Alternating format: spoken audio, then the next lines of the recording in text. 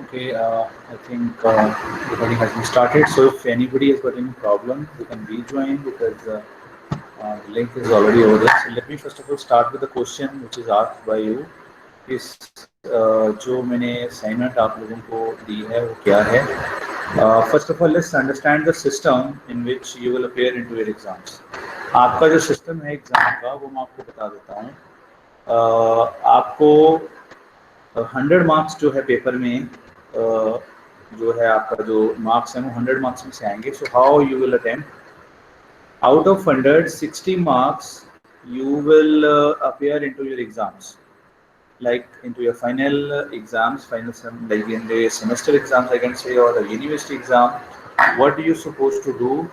You have to appear for 60 marks.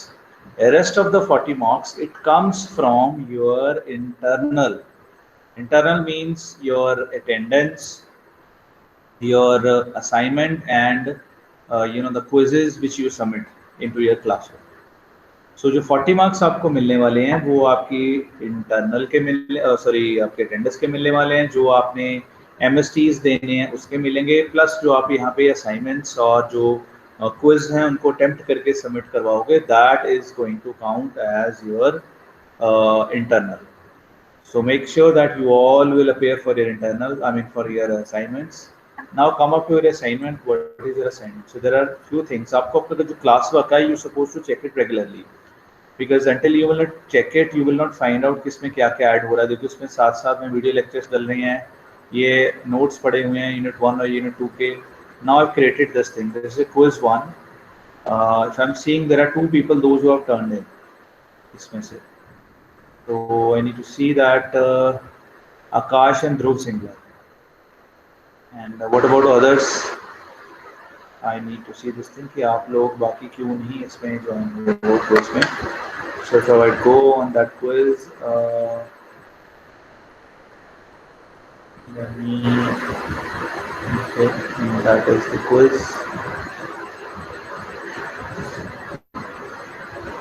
So the questions these were asked from your subject and you're supposed to submit like that, and this is how your quiz will be recorded. अब question ये आता है कि आप लोगों ने इसको attempt क्यों नहीं कर रहे हो, व्हाट इज द रीजन, पहले तो ये बताओ.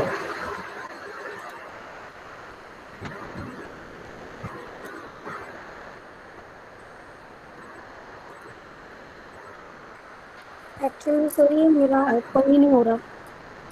ये लिंक है, मैंने अभी आपके क्लासरूम और सॉरी चैट में पेस्ट किया है. Try with this thing. अगर आपका लिंक ओपन हो रहा है, दिस इज अ लिंक. अगर मैं इसको क्लिक करता हूँ तो it directly takes me to assignment. ये आपका यहाँ ले जाता है आपको चाहिए, इसको क्लिक करोगे and quiz will be open. Okay, try it now. अभी करो, मेरे सामने भी ट्राई करो, लेट्स सी क्या हो रहा है. जिन बच्चों ने कोई सबमिट नहीं किया है सिर्फ इसमें 5 मिनट लगेंगे. Just open up with this link and attempt your quiz. Sir this is actually very जाना इंपॉर्टेंट फॉर था यू. जीमेल पे. हाँ जी बेटा. सर पहले ओपन जीमेल किया. ये बेटा ये देखो, मैंने अभी आपकी जो चैट है ना गूगल मीट की, इस पे लिंक डाला है. अभी देखा आपने चैट बॉक्स में? Okay sir. हाँ, इसको क्लिक करो, सीधा डायरेक्ट वहाँ ले जाएगा.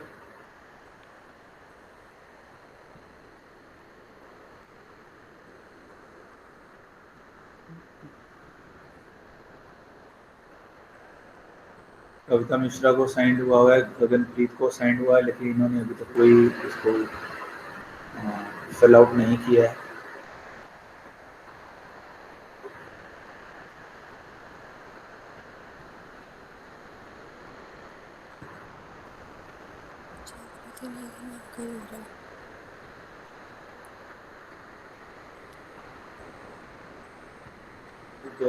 क्लास में स्टूडेंट्स कितने हैं?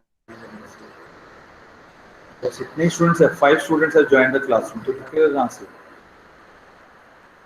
मेरे क्लासरूम में सिर्फ जो ज्वाइंट है आदित्य प्रताप है, आकाश है, कविता मिश्रा है, ध्रुव सिंगला, गगनप्रीत कौर है. अंजलि रानी को इनवाइट भेजा हुआ है, उन्होंने अभी तक एक्सेप्ट नहीं किया. देखेंगे जब और तक आप सब गूगल देखेंगे। क्लासरूम ज्वाइन नहीं करोगे तो कैसे आप लोग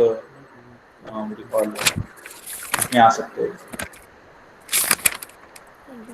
आपको क्लास कोड दिया है, क्लास कोड के थ्रू भी आप अपनी जो क्लासरूम है वो ज्वाइन कर सकते हो। I've given you the shared with you the classroom code। So can you send दोबारा us से the class code? मैं दोबारा से देखो, आपको स्क्रीन नजर आ रही है मेरी आज की। Yes, sir. This is your class code. Okay, sir. इसके थ्रू भी आप ज्वाइन कर सकते हो अगर आपको इनवाइट के थ्रू दिक्कत आ रही है।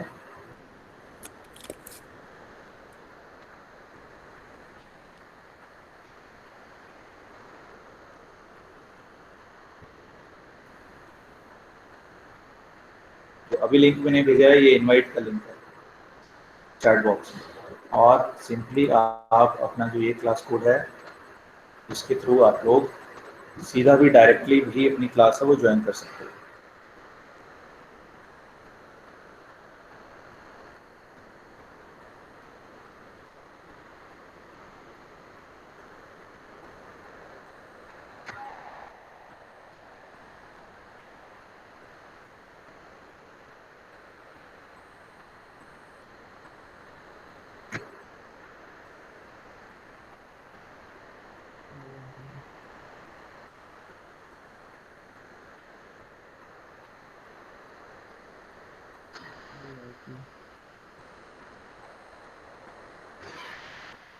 सर हाँ जी बेटा। सर ये जो दूसरी असाइनमेंट है scope of political science, sir इसका क्या करना है? बताता हूँ, ये तो कर लेंगे। तुम्हारे सामने स्क्रीन जो दिखा रहा हूँ 5 लोग हैं मेरे उसमें, ये देख लो, ये हाल है। 1 2 3 4 5, ओनली 5 पीपल है जो। मेरा सिर्फ गूगल मीट में जाते हैं, क्लास लगा के चले जाते हैं, तो क्लास वर्क उनको कहाँ से मिलेगा? So I can add. Sir. गगन की ज्वाइन हो गई है ना, 1 2 3 4 5 6 7 होगी। ब्यूटी राय भी ज्वाइन कर गई है।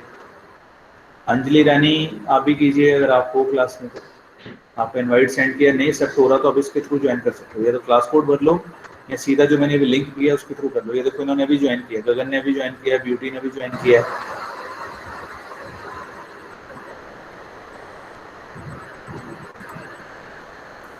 पहले क्लासरूम ज्वाइन करो सभी।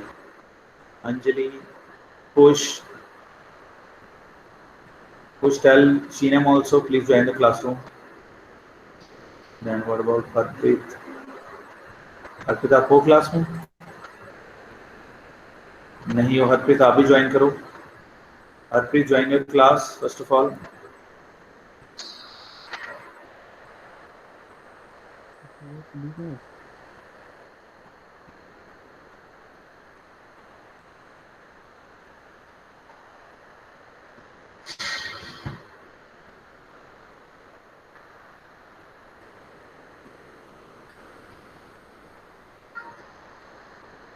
So आ गया?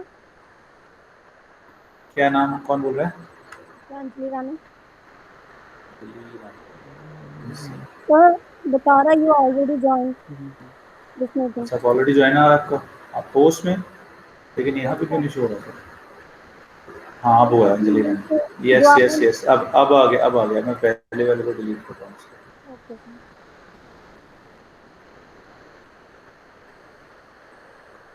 सर आ गया। वैसे विदाउट इस लिंक के करना हो तो जीमेल पे जाकर मीन्स कि आपका ये गूगल क्लासरूम सर्च करके एंड उस पर पॉलिटिकल का ये सर्च करके देन ओपन हो जाएगी ना क्लास आपकी।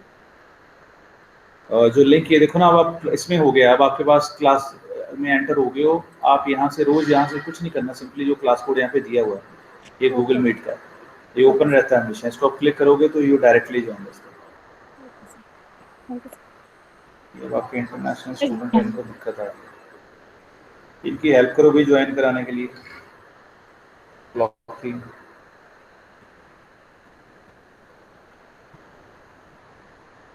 सर। आप इसमें लिख रहे हैं ना, फ्लॉकिंग, ये इंटरनेशनल स्टूडेंट है, इसको शायद कोई दिक्कत आ रही है।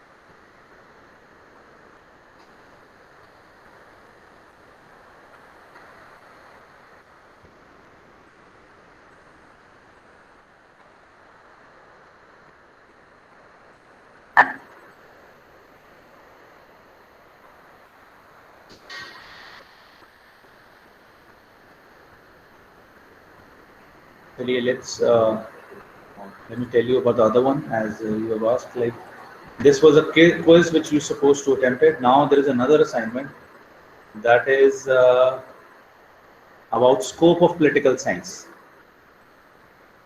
So scope of political science, I'm going to make the title over there, that is untitled. So, yes. That is scope of political science. You can simply just write down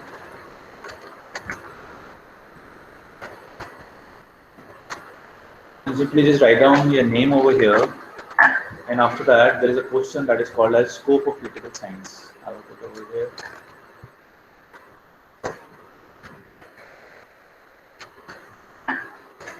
Scope of political science. So आपको कोई भी sheet भी अलग से लेने की जरूरत नहीं है, आपको ये जो शीट है साथ में दी गई है, आप इसी को बड़े आराम से इसी में आप लिख सकते हो. I'll show it to you. Look, I have given the edit rights to you. And see over here, students can view the file, students can edit the file. Okay. So here is what your assignment is. That is a descriptive question, basically. Quiz is a small, very short type of questions. This is descriptive question. So what you're supposed to do, you just have to answer over here on the sheet. So that is a long question we can say that. Scope of political science. You can take help from the notes or the PowerPoint presentations which are already posted into your Google Classroom. Okay.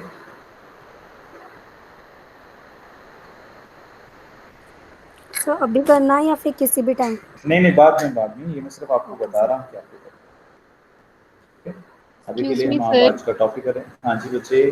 Sir approx कितने words में answer करना है long answer का? एक page आपको जो sheet का नजर आ रहा है ना, इसका 1 पेज ऑफ दैट शीट, उसको पूरा फिल करना इसी है. पेज को, हाँ, इसको पूरा फिल करना है लॉन्ग. इसी के अंदर आपका कवर होगा सारा. Okay sir. तो ये कब तक असाइनमेंट सबमिट करनी है? पूरा है ये बेटा, अगर आज कर लो कल तक इसको सबमिट कर दो तो ये देखिए ये पूरा पेज है, इसको यहाँ हम स्क्रॉल करेंगे. Please try to fill it. But I am not saying like अगर आपको जितना आपको लग रहा है, like you can take help from this thing. The notes are there. If you open up your IPS's notes, and that is their political science. So only for one question, then scope of political science. Yes. बाकी कुछ नहीं, मैंने सिर्फ एक question दिया आपको. And long So you just try to see over here कि इसमें क्या है. What do you mean by political science? The scope of political science is there. Right? Importance of political sciences also. Try to see how can you do it. अगर आप इसमें और research करना चाहते हो तो कर सकते हो. That will be your added hard work, I would say. ठीक है, चलिए हम आज का जो हमारा लेक्चर है वो स्टार्ट करते हैं. We were discussing state. हमारा एक चीज पॉइंट रह गया था, that was union territories. तो आज हम उसको साथ में डिस्कस कर लेंगे.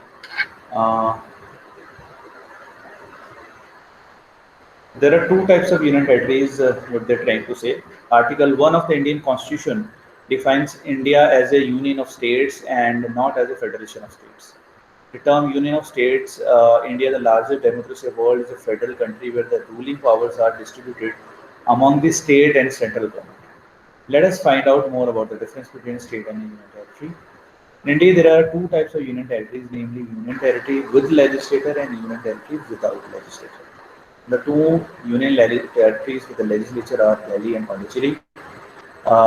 This type of union territory has an elected legislature and government. The other union territories are directly controlled by the central government. The union territories have no separate representation in Rajya Sabha except in cases of Delhi and Pondicherry, where the union territories have their own independent legislature. आपको बताने की कोशिश कर रहे हैं कि हमने अभी लास्ट लेक्चर में पढ़ा था कि स्टेट क्या होता है, स्टेट किस तरह से सेंटर से डिफरेंटली काम कर रहा है. अब उसके अंदर एक और तीसरी चीज हमारे जो सिस्टम में वर्क कर रही है, that is called as union territories. So they are just trying to tell you that what you mean by union territory.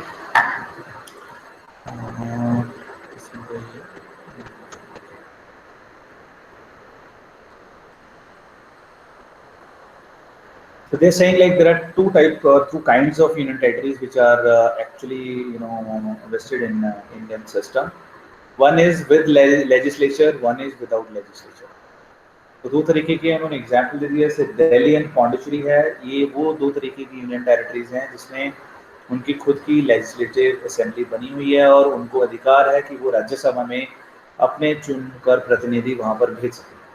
लेकिन there are other kind of union territories जहाँ पर उनको कोई भी जो लेजिस्लेटिव असेंबली है चुनने का अधिकार नहीं है। They are directly control of the government, central government. After the bifurcation, Jammu and Kashmir resemble the category of Delhi and Pondicherry. The special provision granted for Jammu and Kashmir will mean that administrative powers are distributed between the governor and the chief minister. The education and municipal operation of these union territories come under the purview of the legislative assembly, while aspects like security and others are managed by the central government as per the advice of the lieutenant governor. तो ये अभी इसका भी बारे में आपको बताता हूँ, ये फर्क क्या है लेफ्टिनेंट गवर्नर और गवर्नर का। Since they enjoy a partial statehood-like status and they have their own legislative assemblies, union territories like Delhi, Pondicherry, Jammu and Kashmir do not operate in the same way as the other 4 union territories in India do. So they are just trying to tell कि जो बाकी union territories है वो different तरीके से काम कर रही हैं। जैसे चंडीगढ़ भी union territory है, but they don't have its legislative assembly। I can say वहाँ पे सिर्फ पंजाब जो है, यहाँ से पंजाब को रिप्रेजेंट किया जा रहा है और हरियाणा को रिप्रेजेंट किया जा रहा है। So they don't have that, like they don't have a separate thing like a Delhi. They have their own government over there, as you are saying. The chief minister is their own, like Mr. Kejriwal is the chief minister. तो इस तरीके से दिल्ली, पौंडीचेरी और जम्मू कश्मीर में different तरीके से काम कर रहे हैं और बाकी जो यूनियन टेरिटरीज हैं वो डिफरेंट तरीके से काम कर रहे हैं। So let's see that how these union territories are divided basically. So they're saying that these union territories are divided basically on the basis of different reasons. इसको note कर लेना आप साथ साथ में, because this is something extra from your notes which are posted into the Google Classroom. ये जो 3 reason है, the very first reason is that is called as geographical reason. जिसके अंदर they are saying like Andaman and Nicobar हमारा island है वो आ जाता है। एक एग्जाम्पल आपको दे रहा हूँ कि लाइक इसको यूनियन टेरिटरी क्यों बनाया गया है। तो they are saying the situation, जो geographical situation of Andaman and Nicobar is somewhere into the sea. We see it's a small island in between of it. So it is first of all, it is very small. It's not that big that it can be made as a state. It is not that big. Second thing is we cannot make it a state because, or it is not. It is not joined with any other state because of the geographical location.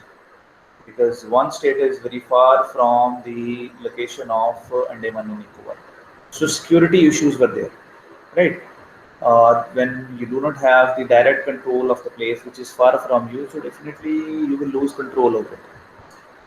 There are many examples. We can say this thing: when the area is larger and it is far, sometimes it is hard to control on that, pure big area. It happens in the history as well as with the big countries. I can say that Russia, we all know this, it was earlier USSR. There are a lot many countries which are right now in our independent countries like Kazakhstan, Uzbekistan. These were the part of USSR.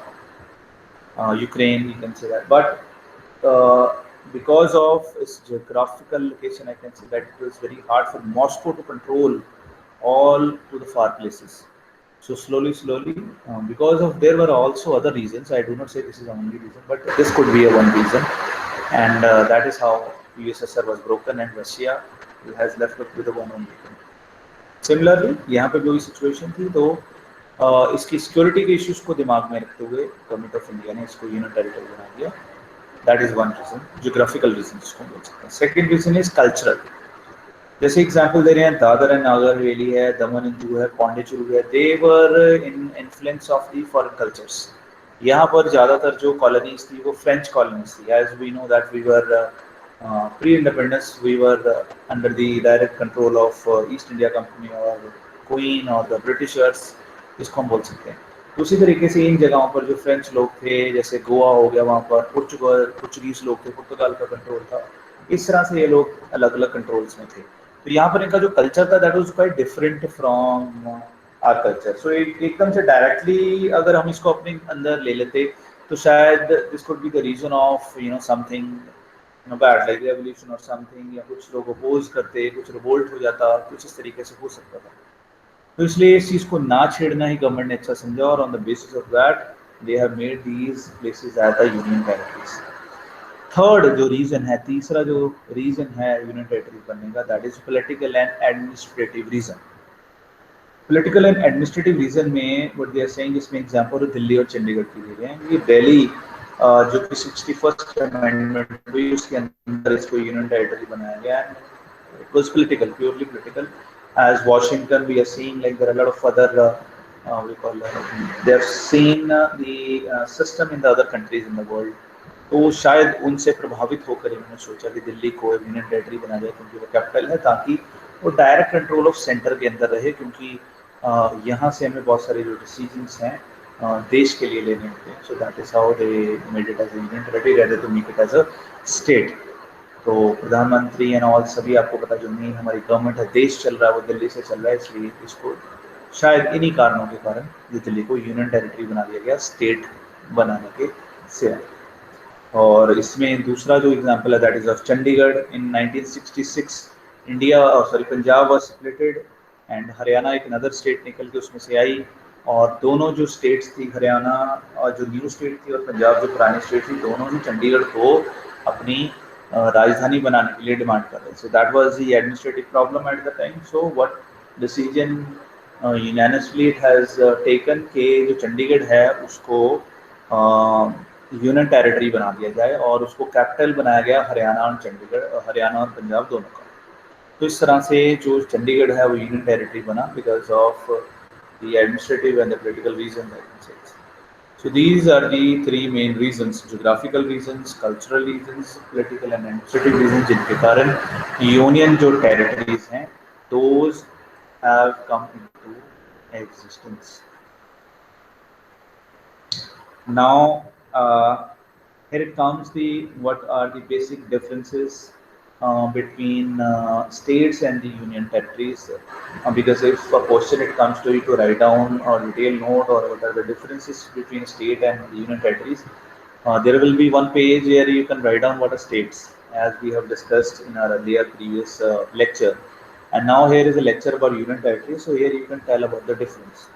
The major differences are states, they have their own legislative assembly. जो states हैं उनकी जो खुद की legislative assemblies हैं वो होती हैं, but union territories they are somehow, some of they have their own, but major difference is that union territories are under direct control of center. ये एक फर्स्ट पॉइंट है जो इनके डिफरेंस में फर्स्ट ऑफ ऑल आता है कि जो स्टेट है उनकी अपनी लेजिस्लेटिव असेंबली है, वो अपना जो कानून आप खुद बना सकते हैं अपनी एरिया के और उसको उस तरीके से चला भी सकते हैं. बट जो यूटीज हैं they actually follow the rules of central government. तो सेंट्रल गवर्नमेंट की तरफ से जो दिशा निर्देश दिए जाते हैं उसके अकॉर्डिंगली वहाँ पर इलेक्शन चलाए जाते हैं. जैसे आपने सुना होगा कि पंजाब में कोई भी आकर प्रॉपर्टी खरीद सकता है, लेकिन हिमाचल में there is a law by the state government, Himachal government की, वहाँ पर जो लॉ और जो ज़मीन है वो सिर्फ जो हिमाचल के सिटीजन हैं, वहाँ के बॉन्ड हैं, उनके द्वारा भी खरीदी जा सकती है. बाहर से आकर कोई भी व्यक्ति उसको खरीद नहीं सकता है. तो ये बेसिकली स्टेट का डिफरेंस आ जाता है यूटी से. Now the second difference is Parliament cannot make laws for the state. The Parliament, we know that, which comes at the national level, they make law for the entire country, but they cannot make laws for specific state. That today we are going to pass a law for Punjab, or we are going to pass a law for Haryana or Himachal. So they cannot make law for one particular state. They can pass a law for the entire country, not for one particular state. But UT जो है that comes under the control of central government, so Parliament can make laws regarding union territories. That is why you have heard of like Jammu and Kashmir और लद्दाख का जो भी scene हुआ है कि union territories का, तो उनमें जो Parliament है directly have come under this thing and they have made laws regarding it. Now the third difference which comes over here, which I was telling you, that I'll tell you. Governor is the head of state. जैसे हमने पहले भी पढ़ा हुआ, governor is the head of state and he runs the state with the help of chief minister and govern through chief minister and through it's council of ministers. जो chief minister साहब हैं और उनकी जो काउंसिल ऑफ मिनिस्टर्स हैं उनके through जो governor साहब हैं वो स्टेट चलाते हैं, लेकिन यूनियन टेरिटरीज हैं उनका जो हेड होता है that is president of India, और प्रेसिडेंट साहब हैं he runs through with the help of lieutenant governor और चीफ एडमिनिस्ट्रेटर। जो किन्हीं यूनियन टेरिटरीज में इसको उन्होंने पोजीशन अपॉइंट की है जिसको हम चीफ एडमिनिस्ट्रेटिव ऑफिसर बोलते हैं। जैसे कि एग्जांपल दमन एंड दीव की आ जाती है, वहाँ पर चीफ एडमिनिस्ट्रेटिव ऑफिसर काम कर रहे हैं, एंड लेफ्टिनेंट गवर्नर जो काम कर रहे हैं दिल्ली, जम्मू कश्मीर में, पौंडीचेरी में काम कर रहे हैं। अभी जैसे आपने ये पढ़ा था यहाँ पर उसमें है भी at this thing central government as per the advice of lieutenant governor. So जो लेफ्टिनेंट गवर्नर साहब हैं वो जो हैं बेसिकली किन्हीं यूनियन टेरिटरीज में अंडर प्रेसिडेंट जो काम कर रहे हैं। तो इस तरीके से बेसिकली जो स्टेट है और यूनियन टेरिटरीज है इनका आपस का जो डिफरेंस है वो निकल कर सामने आता है। तो that is basically the main points of discussing the states and union territories. State को हमने बड़े अच्छे से सेपरेटली प्रीवियस लेक्चर में डिस्कस किया है। This we have discuss what are the union territories. There are two type of it, as I already told you that. And another topic was the reasons on the basis of union territories are made. So there are three reasons: geographical, cultural and political, administrative. उसके बाद हमने जो point discuss किया that is the differences. What are the differences between state and the union territories? उसके ऊपर हमने detail में बात किया। This is how a question can come to you regarding this. So that is the end of this topic. अब आप अपने जो क्वेश्चंस हैं वो प्लीज मुझे पूछ सकते हैं या आपके जो चैट बॉक्स है उसमें डाल सकते हैं। यस, हाँ जी एक्सक्यूज मी सर। हाँ जी बोलिए, वन बाय वन पूछिए। हाँ जी बोलिए। सेंटर की तरफ से जो भी रूल्स या रेगुलेशंस होते हैं यूनियन टेरिटरीज को फॉलो करने होते हैं। दोबारा रिपीट करो सर, जो सेंटर की तरफ से जो भी रूल्स एंड रेगुलेशंस होते हैं वो यूनियन हाँ जी। टेरिटरीज होते हैं, उनको फॉलो करने होते हैं। हाँ जी, क्योंकि union territories direct control central government के अंडर आती हैं। यूनियन टेरिटरीज के ऊपर स्टेट गवर्नमेंट का कोई भी कंट्रोल नहीं होता। जो यूनियन टेरिटरीज होती हैं वो स्टेट गवर्नमेंट के रूल्स के अकॉर्डिंगली चलती हैं। जैसे मैं चंडीगढ़ की एग्जांपल ले रहा हूँ, यहाँ पे जो रूल्स रेगुलेशंस लागू हो रहे हैं वो पंजाब गवर्नमेंट के नहीं हो रहे हैं। हमें ये लगता है कि चंडीगढ़ है वो पंजाब की कैपिटल है तो वहाँ पर पंजाब के रूल्स लागू होंगे, नहीं, बिल्कुल नहीं। वहाँ पर जो रूल रेगुलेशन हैं वो सारे सेंटर के होंगे, बल्कि जैसे ही आप चंडीगढ़ की टेरिटरी में एंटर करते हो तो यू विल फाइंड आउट उनका जो पुलिस एडमिनिस्ट्रेशन है वो भी डिफरेंट है। वहाँ पर पंजाब पुलिस नहीं बोला जाता है, वहाँ पर चंडीगढ़ पुलिस बोला जाता है। तो ये जो चंडीगढ़ पुलिस है directly comes under the control of centre. हाँ जी।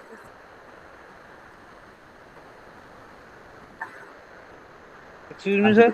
हाँ जी सर, यूनियन टेरिटरीज के अपने चीफ मिनिस्टर्स नहीं होते?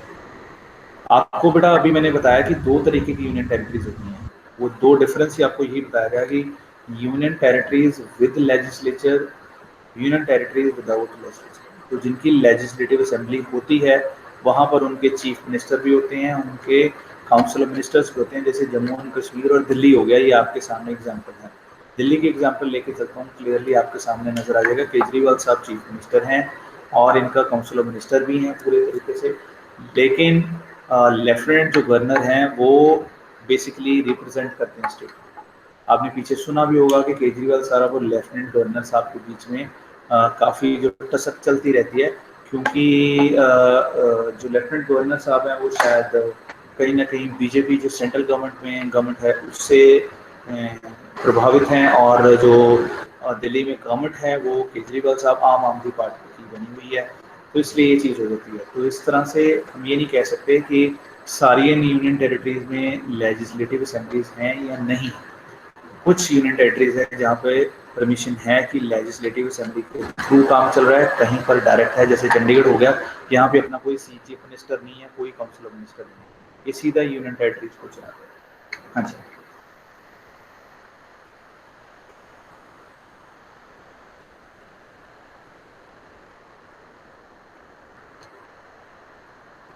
हाँ जी बेटा, क्वेश्चंस?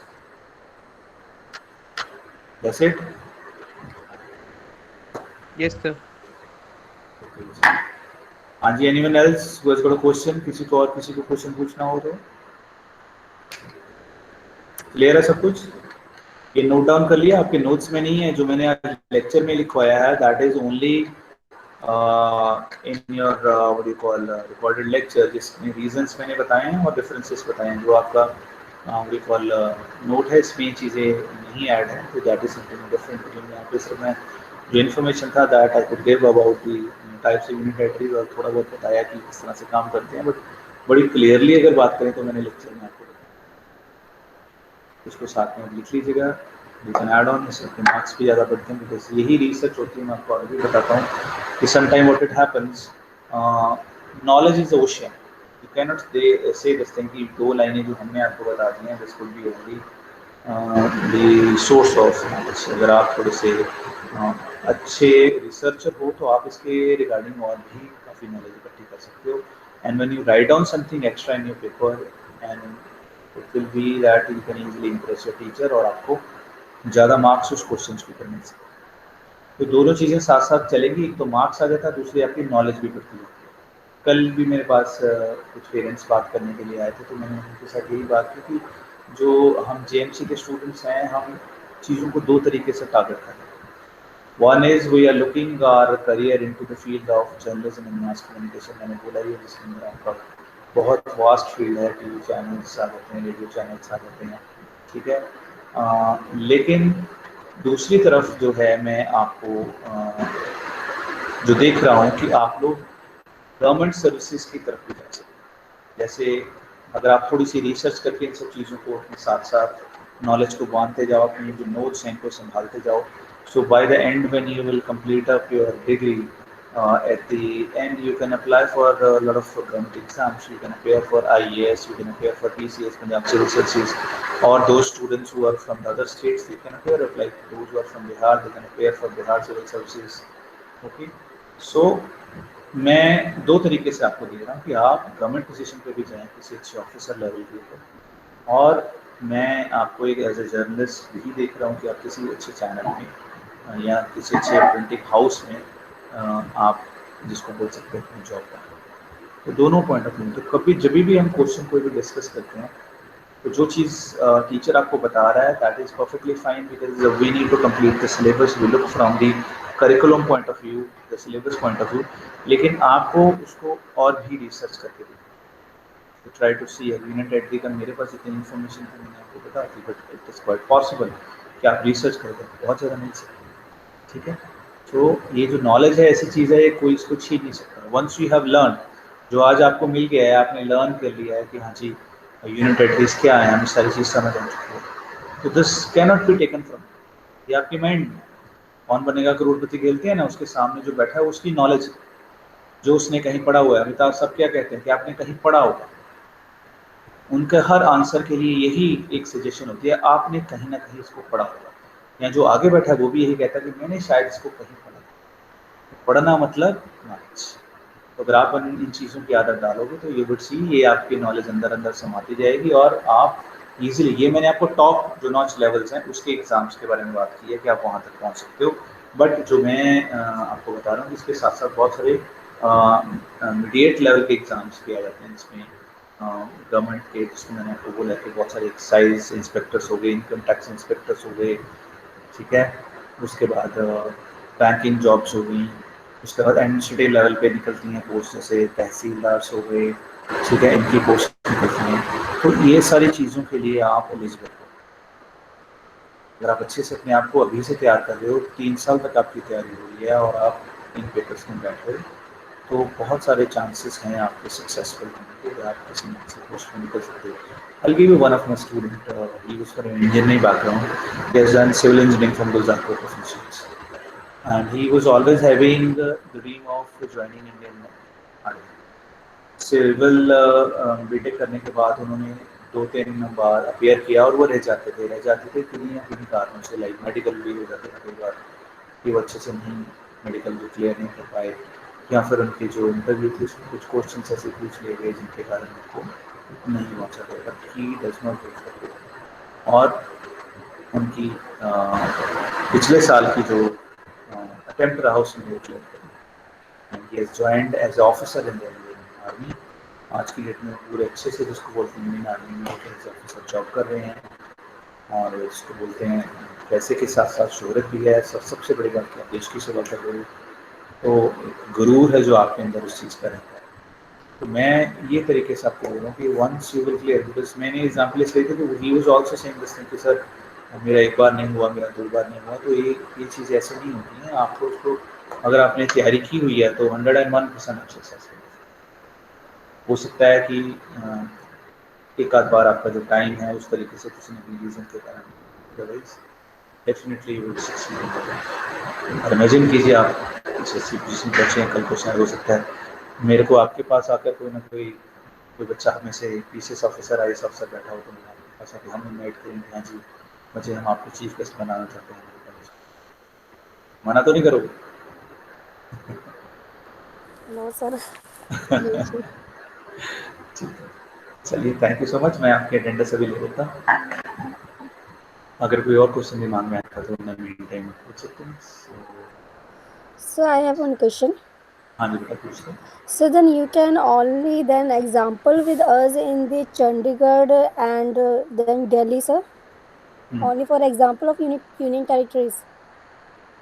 देखो बेटा, ये यूनियन टेरिटरीज में जो दिल्ली हो गई, चंडीगढ़ हो गया और पांडिचेरी हो गया, इसके अंदर लेजिस्लेटिव जो असेंबली का डिफरेंस था वो मैंने बताया। दिल्ली में लेजिस्लेटिव असेंबली है और चंडीगढ़ में लेजिस्लेटिव असेंबली नहीं है। तो इन दोनों को हम कंपेयर करके बड़े अच्छे से समझ सकते हैं यूनियन टेरिटरी कैसे काम कर रही है। ये 2 तरीके की हैं और 2 तरीके आपके सामने हैं। चंडीगढ़ में सीएम है। हाँ जी। But sir, then 2 states then not a union territories, right? कौन बेटा? Sir, Chandigarh and Delhi. दोनों यूटीज हैं बेटा। Okay. वो था यूनियन टेरिटरीज। Okay, sir. अभी तो बोला कि आपके सामने क्लियर एग्जांपल आपको मिल गया। Both are the union territories. Delhi is also UT, Chandigarh is also UT. Okay, sir. Thank you, sir. So you want to explore Cleveland as well.